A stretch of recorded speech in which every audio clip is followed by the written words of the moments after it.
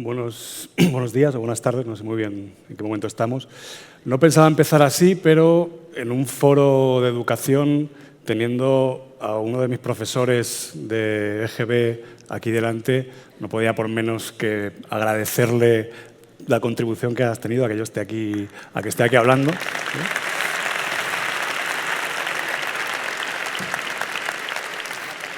Me lo habéis puesto muy fácil. Sí, muy bien.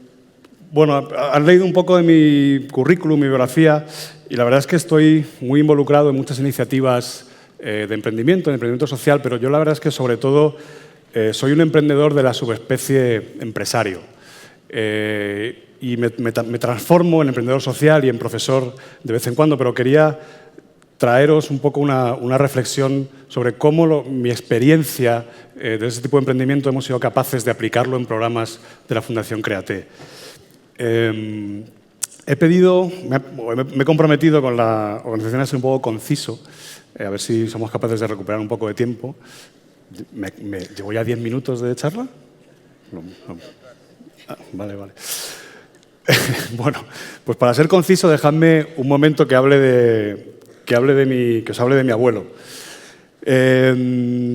Ese título que he puesto, El afán y la ley de la gravedad, me ha venido inspirado por un libro que estoy leyendo ahora, del pensador intruso, que no sé si su autor digamos, avalaría que yo utilizase tan frívolamente los términos de física para hablar del emprendimiento, pero bueno, por lo menos me ha inspirado esto, ¿no? Y esa primera parte del afán la quería incorporar porque, aunque en esta última edición del Diccionario de la Real Academia han eliminado el significado que tiene de trabajo de jornalero, de trabajo del campo, a mí es lo que más me llamaba la atención.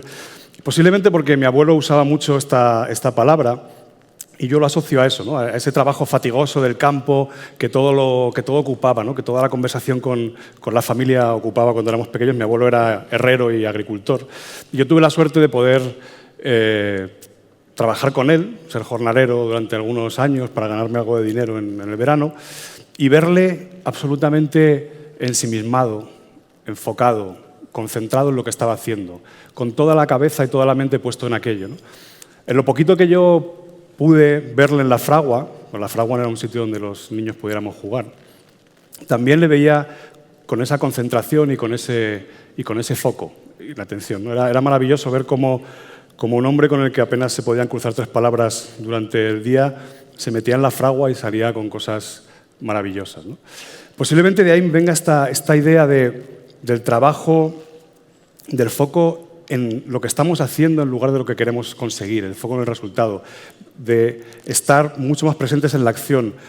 Luego, picoteando, buscando identidades, anduve estudiando un poco de religión oriental, no muy en profundidad, pero me llamó la atención que volví a encontrar este concepto en los fundamentos de muchas de las filosofías de las religiones orientales, estar presente en la acción y darle más importancia al proceso que al resultado, separarlo, ¿no?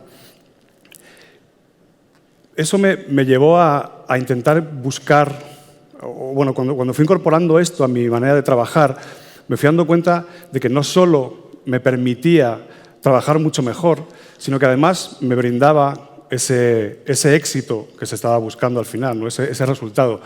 Y buscando un poco la conexión entre estas dos cosas, empecé a reflexionar sobre que posiblemente lo que el emprendimiento tiene, o lo que un buen proyecto de emprendimiento tiene, es un componente de densidad que nos lleva a buscar esa ley de la gravedad, esa fuerza de atracción. Densidad que se consigue de muchas maneras, ¿no? Por un lado, primando el equipo sobre el individuo, buscando las interrelaciones entre las personas, buscando que la gente crezca, que darle más importancia. Disculpadme, voy a coger un poquito de agua, que me estoy quedando con la boca aquí seca.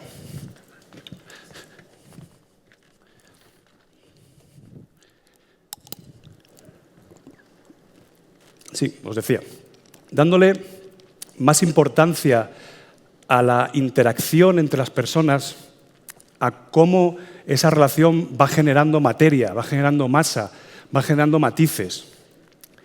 Otra cosa que nos genera densidad en un proyecto de emprendimiento es primar el conocimiento sobre la ocurrencia, ¿no? Primar la búsqueda de conocimiento,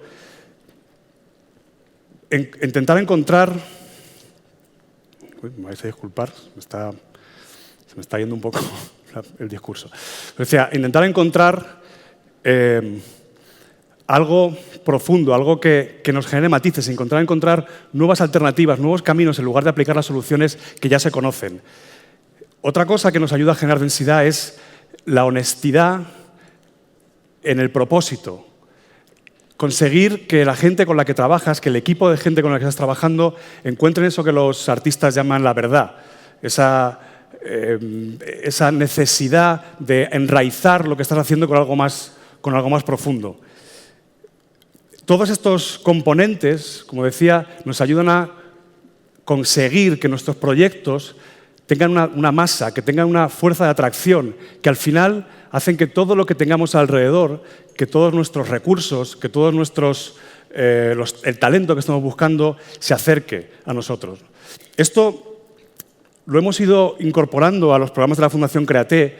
Cuando un poco comparo estos aprendizajes con qué cosas hemos metido en la Fundación Create, yo no estuve en el origen de la Fundación Create, me incorporé al cabo de unos meses, pero lo que me llamó enseguida la atención de lo que hacían o de lo que hacemos es, primero, esa honestidad en el propósito, esa convicción absoluta de que podemos hacer un cambio educativo a través del emprendimiento, que no hay ningún engaño.